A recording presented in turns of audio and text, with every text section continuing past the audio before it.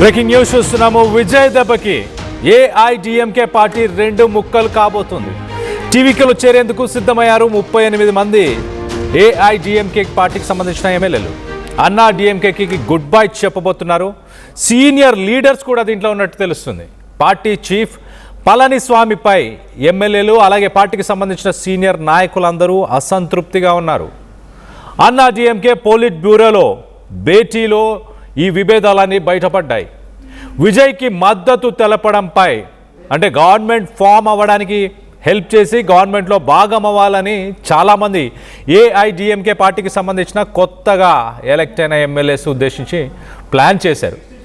మనం ఒక్కసారి చూస్తే రిజల్ట్ వచ్చిన తర్వాత పాండిచ్చేరిలో మాజీ మంత్రి షణ్ముగంతో పాటు ఆయనతో పాటు కొత్తగా ఎలక్ట్ అయిన కొంతమంది దాదాపు 27 మంది ఎమ్మెల్యేస్ పాండిచ్చేరిలోని రిసార్ట్లోనే ఉన్నారు. వాళ్ళు టీవీకే పార్టీకి సపోర్ట్ చేసి విజయ్ని చీఫ్ మినిస్టర్గా ప్రమాణ స్వీకారం చేసి క్యాబినెట్లో వాళ్ళు కూడా పదవులు తీసుకుందామని ప్లాన్ చేశారు. కానీ పళనిస్వామి వాటన్నిటికీ ఒక ఫుల్ స్టాప్ పెట్టాడు. పళనిస్వామిపై ఇప్పుడు వాళ్ళందరూ చాలా కోపంగా ఉన్నారు. పళనిస్వామిని పార్టీ ప్రెసిడెంట్ పోస్టు నుంచి పక్కన పెట్టాలని ప్లాన్ చేస్తున్నట్టు తెలుస్తుంది. ఆ విభేదాలు ప్రస్తుతానికి బగ్గుమన్నాయి. ఇటు ప్రత్యక్షంగానే ప్రమాణ స్వీకారం చేసినప్పుడు కూడా ఆ విభేదాలు చాలా క్లియర్గా కనిపించాయి. పళనిస్వామితో పాటు కొంతమంది పార్టీకి సంబంధించిన నాయకులు మాత్రమే వచ్చారు. మరొక గ్రూప్ ఫామ్ అయింది. ఆ గ్రూప్లో షణ్ముగం అలాగే ఎస్పీ వేలుమణి. ఆ ఎస్పీ వేలుమణి షణ్ముగం ఆ గ్రూప్తోనే ఎక్కువ శాతం ఏఐడిఎంకేకి సంబంధించిన ఎమ్మెల్యేస్ అందరూ కూడా ప్రమాణ స్వీకారానికి రావడం జరిగింది. ఈ సమావేశం దానికి ముందు ఒక సమావేశం కూడా జరిగింది పార్టీకి సంబంధించి. ఆ సమావేశం మధ్యలోనే షణ్ముగం మాట్లాడుతూనే కొంత అసంతృప్తితో ఆయన అక్కడి నుంచి వాకౌట్ చేసి వెళ్ళిపోయారు. పళనిస్వామికి ప్రస్తుతానికి వ్యతిరేకంగా ఎమ్మెల్యేలందరినీ కూడా ఏకం చేస్తున్నారు. మాజీ మంత్రి షణ్ముగం పార్టీ ప్రెసిడెంట్గా పగ్గాలను లాక్కోవాలనుకుంటున్నారా? టీవీకేలో వెళ్ళి చేరే అవకాశం ఉందా? మరో 2 రోజుల్లో 38 మంది ఎమ్మెల్యేలు టీవీకేలో చేరే అవకాశం ఉన్నట్లు వార్తలు వస్తున్నాయి. 13న జరిగే బల నిరూపణ పరీక్షలో విజయ్కి మద్దతుగా చేతులు లేపుతారని చర్చ నడుస్తుంది. దీనికి సంబంధించి మరింత డీటెయిల్గా అప్డేట్ తీసుకునే ప్రయత్నం చేద్దాం. ఏపీ నుంచి మా ఇన్పుట్ ఎడిటర్ కృష్ణమోహన్ అందుబాటులో ఉన్నారు. కృష్ణమోహన్తో మాట్లాడి తెలుసుకునే ప్రయత్నం చేద్దాం. కృష్ణమోహన్ చెప్పండి, అసలు విజయ్ దెబ్బకి తమిళనాడులో ఉన్న ద్రవిడియన్ పార్టీలన్నీ కుప్పకూలిపోయే పరిస్థితులు ఉన్నాయని చెప్పి అనుకోవచ్చా? ఒక రకంగా స్టాలిన్ చూస్తే 72 సంవత్సరాలు, నెక్స్ట్ ఎలక్షన్స్కి వచ్చేసరికి 77. ఉదయనిధి స్టాలిన్ పార్టీని ముందుకు తీసుకెళ్తాడా లేదా అర్థం కావట్లేదు. ఇంకో పక్కన ఏఐడిఎంకే షణ్ముగం ఒక గ్రూప్ని పక్కకు తీసుకొచ్చేసి పార్టీని కూల్చేయబోతున్నాడా లేకపోతే టీవీలో కలిసే అవకాశం ఏముందా? మొత్తంగా what is the latest update? డెఫినెట్గా ఇప్పుడు తమిళనాడు రాజకీయాలు ఏవైతే ప్రతిపక్షంలో కూర్చోవాల్సిన రాజకీయాల్లో ఉన్న పార్టీలలో డెఫినెట్గా వాళ్ళ మధ్యలో కొంత విభేదాలు ప్రారంభమయ్యాయని చెప్పాలి. విజయ్ దెబ్బకు ఏఐడిఎంకే 2గా చీలిపోతుంది.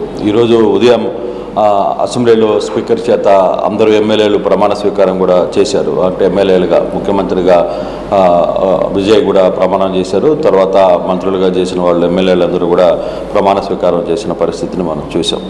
అయితే ఈ ఉదయాన్నే అన్నాడీఎంకే పాలిట్ బ్యూరో మీటింగ్ జరిగింది. అంటే ఈ అసెంబ్లీ కంటే ముందు హాజరయ్యే ముందు అన్నాడీఎంకే పాలిట్ బ్యూరో సమావేశం జరిగినప్పుడు ఆ సమావేశంలో పళనిస్వామి వర్సెస్ షణ్ముగం మధ్య కొంత అభిప్రాయ విభేదాలు రావడం, దాంతో గందరగోళ పరిస్థితులు ఏర్పడ్డాయి. షణ్ముగం తన మాట్లాడుతున్నప్పుడే మధ్యలో లేచి ఆయన వెళ్ళిపోయారు. అసెంబ్లీకి కూడా తనకున్న గ్రూప్ ఏదైతే ఉందో ఆ గ్రూప్ ఎమ్మెల్యేలతో కలిసి నేరుగా ఆయన అసెంబ్లీకి సపరేట్గా వస్తే పళనిస్వామి కూడా తనకున్న గ్రూప్తో సపరేట్గా వచ్చిన పరిస్థితి. ఇప్పుడు విజయ్కి మద్దతు ఇచ్చే విషయంలో 2 గ్రూపులుగా ఏఐడిఎంకే విడిపోయింది. 47 మంది ఎమ్మెల్యేలు ఉన్న ఈ గ్రూప్లో దాదాపుగా 38 మంది రేపు విజయ్కి పళనిస్వామి వర్గం కాకుండా షణ్ముగం వర్గంతో ఆయన నేరుగా విజయ్కి మద్దతు తెలిపే అవకాశం ఉంది అనేది చర్చలు జరుగుతున్నాయి. చాలా ఇంట్రెస్టింగ్ వ్యవహారం. అన్నాడీఎంకే 2గా చీలిపోతుందా అంటే అవుననే సమాచారం అయితే చాలా స్పష్టంగా ఉంది. పళనిస్వామి నాయకత్వాన్ని షణ్ముగం నాయకత్వంలో ఉన్న ఎమ్మెల్యేలు ఎవరు కూడా ఒప్పుకోవడం లేదు, దాన్ని అంగీకరించలేకపోతున్నారు.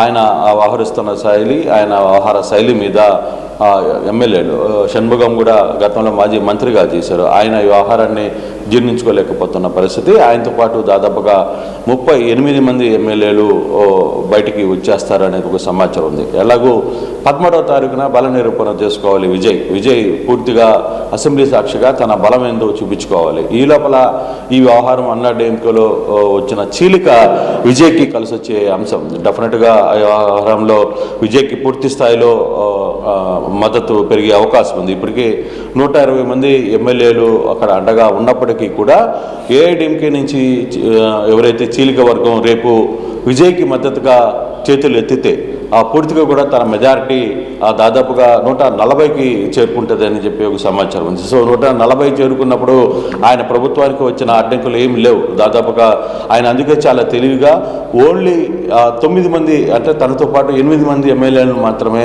ప్రమాణ స్వీకారం చేయించిన పరిస్థితిని మనం చూస్తున్నాం. సో ఇటువంటి సందర్భాలు చాలా క్లియర్గా ఉన్నాయి. ఇటువంటి వ్యవహారాలు జరుగుతున్నాయి. సో ఈ యాంగిల్లో డెఫినెట్గా వ్యవహారంలో ఎటువంటి సిచ్యువేషన్ ఉంటుంది ఏంటి అనేది చూడాలి. రేపు జరగబోయే ప్రమాణ స్వీకారం ఏ విధంగా ముందుకు నడుస్తుంది, ఏ విధంగా ముందుకు వెళ్తుంది అనేది ఇప్పుడు అంటే రేపు బల నిరూపణ ఏ విధంగా ఉంటుంది అనేది చూడాల్సిన పరిస్థితి అయితే ఉంది. 13 జరిగిన బల నిరూపణలో డెఫినెట్గా ఈరోజు వాళ్ళు కంప్లీట్గా పూర్తి మద్దతుని టీవీకేకి ఇవ్వబోతున్నారు అనేది మనకున్న సమాచారం. ఏఐడిఎంకే 2గా చీలిపోతున్న పరిస్థితి. మరోవైపు ఇప్పుడు మనకు అందుతున్న తాజా సమాచారం స్టాలిన్ మరి కాసేపట్లో విజయ్ స్టాలిన్ ఇంటికి వెళ్ళబోతున్నారు. ముఖ్యమంత్రి హోదాలో ఉన్న విజయ్ అక్కడి నుంచి నేరుగా ప్రతిపక్షంలో ఉన్న మాజీ ముఖ్యమంత్రిగా పనిచేసిన స్టాలిన్ ఆయన ఓడిపోయారు. ఆయన ఇంటికి నేరుగా విజయ్ వెళ్తున్నారు అనేది చాలా క్లియర్గా సమాచారం వస్తుంది. సో ఈ యాంగిల్లో కొత్త రాజకీయాలకి విజయ్ ముందుకు వెళ్ళిపోతున్నారు అనేది అర్థమవుతుంది. కొత్త ఒరవడిని ఆయన తీసుకోబోతున్నారు. గతంలో ఇటువంటి పరిస్థితి లేదు. కానీ ఈసారి పళనిస్వామి దగ్గరికి కూడా స్టాలిన్ ఒకసారి వెళ్ళిన సమస్యల మీద వెళ్ళారు. కానీ ఈసారి మాత్రం మర్యాదపూర్వకంగా విజయ్ మొదటి రోజు అంటే నిన్న ప్రమాణ స్వీకారం, ఈరోజు అసెంబ్లీలో ఎమ్మెల్యేలుగా ప్రమాణ స్వీకారం అయిపోయిన తర్వాత వెంటనే ఆయన స్టాలిన్ ఇంటికి వెళ్తారని ఒక సమాచారం వస్తుంది. ఎంతవరకు ఏ టైంలో వెళ్తారనేది ఇంకా పూర్తి సమాచారం లేదు. మరి కాసేపట్లోనే స్టాలిన్ ఇంటికి విజయ్ వెళ్ళబోతున్నారు. సో ఒక మంచి పరిణామం ఇది, నిజంగానే తమిళనాడు రాజకీయాల్లో కూడా ఒక మంచి పరిణామంగానే చూడాలి. సో ఇటువంటి సందర్భంలో ఇప్పుడు ఏఐడిఎంకే 2గా చీలిపోతున్న పరిస్థితుల్లో 38 మంది ఎమ్మెల్యేలు విజయ్కి మద్దతు తెలిపితే రేపు 13న జరగబోయే బల పరీక్షలో డెఫినెట్గా 140 స్థానాలకి ఇంచుమించుగా 140 స్థానాలకి పైన మద్దతు విజయ్కి లభించే అవకాశం ఉంది అనేది చాలా స్పష్టంగా మనకి అర్థమవుతుంది. Kalyan. Right Krishnamohan, thanks for the latest update. మొత్తం మీద ఏఐడిఎంకే పార్టీ 2గా చీలిపోబోతుంది. విజయ్ దెబ్బకి పార్టీ కుప్పకూలిపోబోతుంది.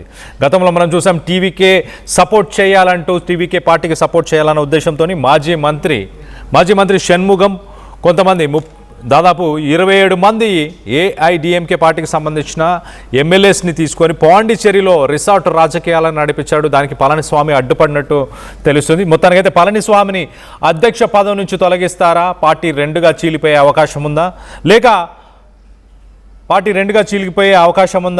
లేక డైరెక్ట్గా టీవీకే పార్టీలో మర్జ్ అయ్యే అవకాశం ఉందా? మొత్తం మీద కొంత ఉత్కంఠం అయితే నెలకొని ఉంది. ప్రస్తుతానికి మనం ఒకసారి చూస్తే కనుక అన్నాడీఎంకే పార్టీ జయలలిత చనిపోయిన తర్వాత ఇప్పటిదాకా 4 సార్లు ఓడిపోయింది. 2019, 2021, 2024 అలాగే 2026 మొత్తంగా 4 సార్లు ఇప్పటిదాకా ఓటమిని చవి చూసింది.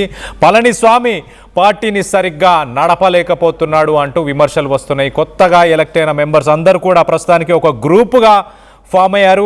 ఎస్పీ వేలుమణి అనే ఒక సీనియర్ నాయకుడు, ఆయనతో పాటు షణ్ముగం, వీరిద్దరితో పాటు ఈ కొత్తగా ఫామ్ అయిన గ్రూప్లోని వ్యక్తులందరూ కూడా ఉన్నట్టు తెలుస్తుంది. వేలుమణి కోయంబత్తూరు జిల్లాకు సంబంధించిన నాయకుడు అని చెప్పొచ్చు. అలాగే షణ్ముగం, మాజీ మంత్రి షణ్ముగం వెల్లుపురం అనే ఒక జిల్లాకు సంబంధించిన నాయకుడు. ఈ నెల 13న జరిగే బల ప్రదర్శన, అసెంబ్లీలో ఏదైతే విజయ్కి సంబంధించి బల ప్రదర్శన ఏదైతే జరగబోతుందో ఆ ఫ్లోర్ టెస్ట్లో విజయ్కి వీరందరూ సపోర్ట్ చేస్తారా? అలాగే పళనిస్వామిని అధ్యక్ష పదవి నుంచి తొలగించబోతున్నారా? దీనిపై కొంత ఉత్కంఠం అయితే నెలకొని ఉంది. ఇటు ప్రమాణ స్వీకారం చేయకముందే ఒక రకమైన చీలికని అక్కడున్న ద్రవిడ పార్టీలు 60 సంవత్సరాల చరిత్ర గల ఆ పార్టీలలో చీలిక వచ్చేలాగా చేశాడంటే విజయ్ ఒక ప్రపంచమే సృష్టించాడు అనుకోవాలి తమిళ రాజకీయాలలో. తమిళనాడు ప్రజలు కూడా అలాంటి ఒక ప్రపంచానికే పట్టం కట్టారని చెప్పేసి చాలా క్లియర్గా అర్థమవుతుంది. సో మొత్తం మీద ఇంట్రెస్టింగ్ టర్న్ అవుట్ అని చెప్పొచ్చు. మరొక పక్కన విజయ్ మొదటి స్పీచ్లోనే స్టాలిన్ డబ్బులు అప్పులు చేశాము అంటూ మీరు మాట్లాడింది సరైంది కాదు, ప్రజలని భయభ్రాంతులకు గురి చేయకూడదు, మభ్య పెట్టకూడదు అంటూ కూడా స్టాలిన్ విజయ్ని ఉద్దేశించి, విజయ్ మొదటగా మాట్లాడిన ఆ స్పీచ్ని ఉద్దేశించి కూడా స్టాలిన్ ఒక పోస్టును పెట్టారు. ఆ పోస్ట్లో చాలా క్లియర్గా 10 లక్షల కోట్లు పరిమితిలోనే మేము అప్పులు చేశాము, ప్రజలకి మేము ఇచ్చిన వాగ్దానాలన్నీ కూడా తీర్చే ప్రయత్నం చేశాము, నువ్వు ఇచ్చిన వాగ్దానాలు కూడా అన్నీ నువ్వు తీరుస్తావు, నువ్వు కూడా రాజకీయంలో ఉన్న నాన్సెన్స్ అన్నీ కూడా నేర్చుకుంటావు అంటూ స్టాలిన్ ఒక సర్కాస్టిక్గానే ఒక పోస్ట్ చురకలంటించేలాగానే ఒక పోస్ట్ అయితే పెట్టారు. మొత్తం మీద ఇంట్రెస్టింగ్ టర్న్అవుట్ అనుకోవాలి. ఇప్పుడు ప్రస్తుతానికి సీఎంగా ఉన్న విజయ్ మాజీ సీఎంగా ఉన్న స్టాలిన్ని కలవడానికి మరి కాసేపట్లో వెళ్ళబోతున్నట్టు తెలుస్తుంది. సో లేటెస్ట్ బ్రేకింగ్ అని చెప్పొచ్చు. మొత్తం మీద విజయ్ మరి మాజీ సీఎం స్టాలిన్ని ఎందుకు కలవడానికి వెళ్ళబోతున్నారు? ఒక పక్కన స్టాలిన్ వయసు మనం చూస్తే 72 సంవత్సరాలు, నెక్స్ట్ ఎలక్షన్స్కి 77 సంవత్సరాలు. రెండు పార్టీలలో కూడా నాయకత్వ లోపం అనేది ప్రస్తుతానికి కనిపిస్తుందా? అన్నా డిఎంకేకి సంబంధించి మనం చూస్తే పళనిస్వామిని పక్కన పెట్టే ఉద్దేశంలో అక్కడ ఉన్న సీనియర్ నాయకులు వేలుమణి, ఎస్పీ వేలుమణి, అలాగే షణ్ముగం, మాజీ మంత్రి షణ్ముగం, వీరిద్దరు కూడా పళనిస్వామిని పక్కన పెట్టాలన్న ఆలోచనలో వీళ్ళిద్దరితో పాటు కొంతమంది ఎమ్మెల్యేలు దాదాపు 20 నుంచి 30కి పైగా ఎమ్మెల్యేలు ఆలోచిస్తున్నట్టు తెలుస్తుంది. మరో పక్కన పార్టీని ముందుకు తీసుకెళ్లే సత్తా సామర్థ్యం మరి ఉదయనిధి స్టాలిన్కు ఉందా? మంత్రిగా బాధ్యతలని గతంలో ఆయన ఉన్నప్పుడు మంత్రిగా బాధ్యతలని ఆయన నిర్వహించారు. సో ప్రస్తుతానికి కొంత ఉత్కంఠం అయితే నెలకొని ఉంది. విజయ్ వల్ల రెండు ద్రవిడ పార్టీలు 60 సంవత్సరాల చరిత్ర గల పార్టీలు కుప్పకూలిపోతున్నాయి. ఒక్కొక్క పేకాటలో ఆ పేకల మేడలో ఒక్కొక్క కార్డు కనుక విడిపోయినట్టు ఎమ్మెల్యేలు దూరం అయ్యే ప్రయత్నం చేస్తున్నారు. విజయ్ దీన్ని ఎలా మలుచుకునే అవకాశం ఉంది? విజయ్ వీటన్నిటినీ, ఈ సిచ్యువేషన్స్ అన్నిటినీ తనకు అడ్వాంటేజెస్గా చేసుకుంటాడా? ఆ పార్టీ నుంచి వచ్చే ఎమ్మెల్యేలని కలుపుకొని ముందుకెళ్లే ప్రయత్నం చేస్తాడా?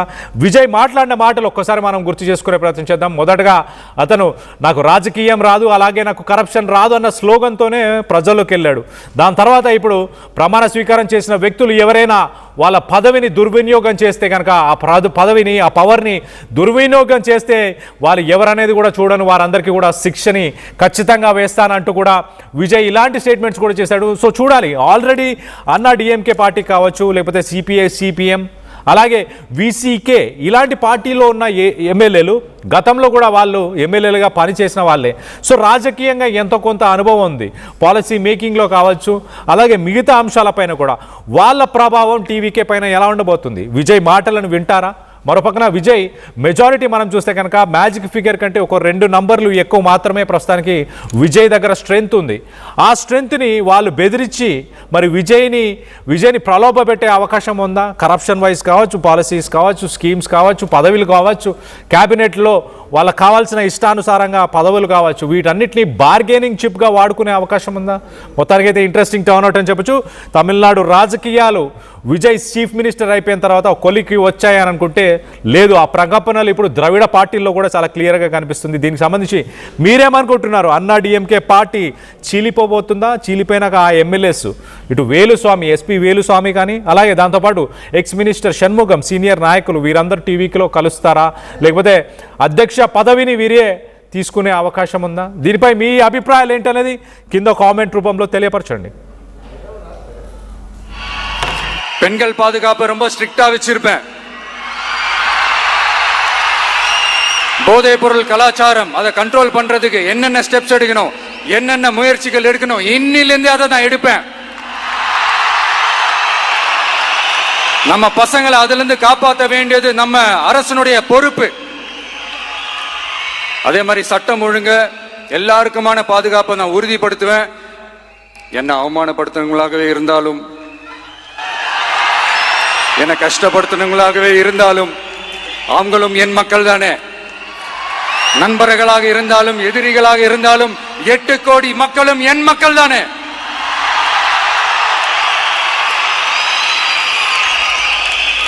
அது மாதிரி இந்த அடிப்படை விஷயங்கள், கல்வி, ரேஷன், மருத்துவம், குடிநீர், சாலை வசதி, பஸ் வசதி, இந்த மாதிரி விஷயங்கள்ல தான் என்னுடைய முதல் கவனம் செலுத்தணும்னு எனக்கு தோணுது. நான் முன்னாடியே சொன்ன மாதிரி மக்கள் பணத்துல இருந்து ஒரு பைசா கூட நான் தொட மாட்டேன். எனக்கு அது அவசியமும் இல்லை. அது உங்களுக்கு நல்லாவே தெரியும். இந்த விஜய் தப்பு பண்ண மாட்டான், தப்பு பண்ணவும் விட மாட்டான். அது யாராக இருந்தாலும் சரி, என்னோட கவர்மெண்ட்ல என் கூடவே இருக்கிறவங்களாகவும் சரி, விட மாட்டான். சப்போஸ் யாருக்காவது அப்படி ஒரு எண்ணம் மனசுல இருந்துச்சுன்னா, நம்ம ஜெயிச்சுட்டோம், ஒரு ஆட்டம் ஆடி பார்க்கலாம் அப்படின்ற எண்ணம் யாருக்காவது இருந்துச்சுன்னா இப்பவே இந்த நிமிஷமே அதை எரேஸ் பண்ணிருங்க.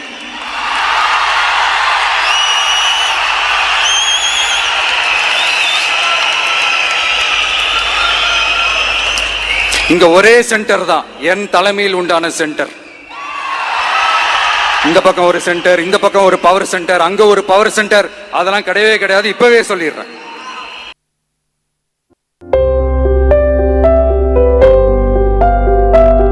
చిన్న చిన్న ఆనందాలు 35 ఏళ్లుగా నా జీవితంలో లేవు. 35 ఏళ్లుగా నేను డైపర్లలో బ్రతికాను. 6 సెంటీమీటర్ల ఫిస్టులా నా మూత్రాశయంలో లీకు కారణమైంది. ఎవరూ నాకు సహాయం చేయలేకపోయారు. ఏఐఎన్యూలో వైద్యులను కలిసే వరకు అక్కడ వారు రోబోటిక్ శస్త్రచికిత్సతో నాకు పరిష్కారం ఇచ్చారు. వారు నా ఆత్మవిశ్వాసాన్ని కూడా తిరిగిచ్చారు. Precision Care makes it possible. The Center for Robotic Surgery at AINU